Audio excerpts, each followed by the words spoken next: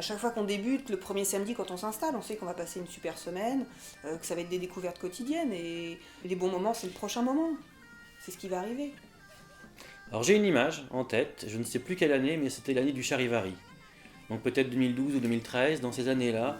Et effectivement, là, pour fêter un mariage un peu improbable, toute la seigneurie était en activité, en émoi, déguisée. Il y avait une émulation et j'avais vu cette scène depuis les remparts du château et on dominait.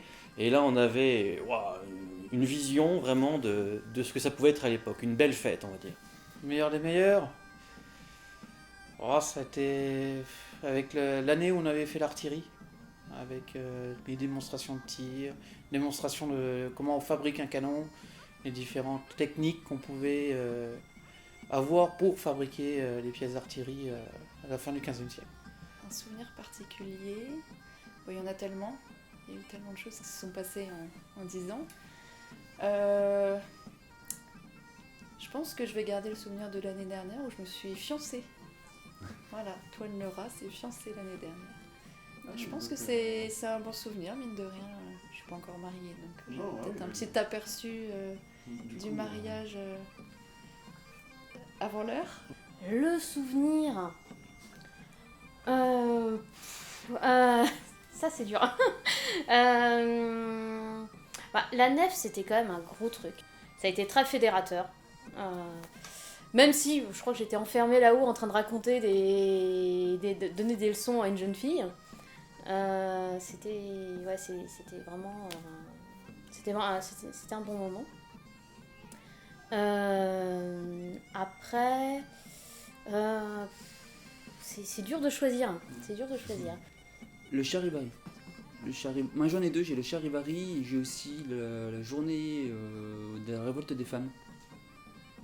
En fait, quand les femmes nous ont chassés du logis seigneurial et qu'on est partis, tous les hommes, pêcher sur le bord des douves.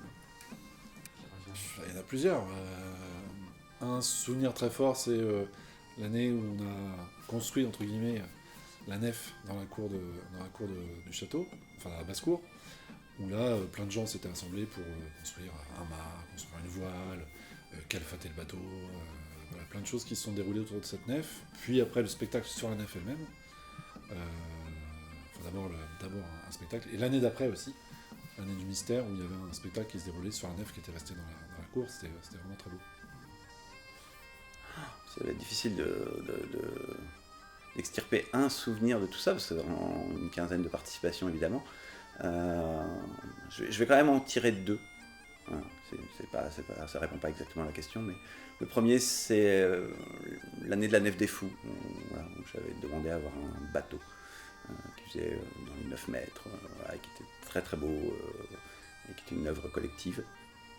Et je me souviens aussi fortement de l'année du décès de ma fille, puisqu'à l'époque j'interprétais Jean de Ferrière, donc le seigneur de Crèvecoeur, qui était une journée très très émouvante, très particulière, où le public d'ailleurs s'attendait à une journée festive, ce qui n'a pas du tout été le cas, mais qui avait été très très bien reçu.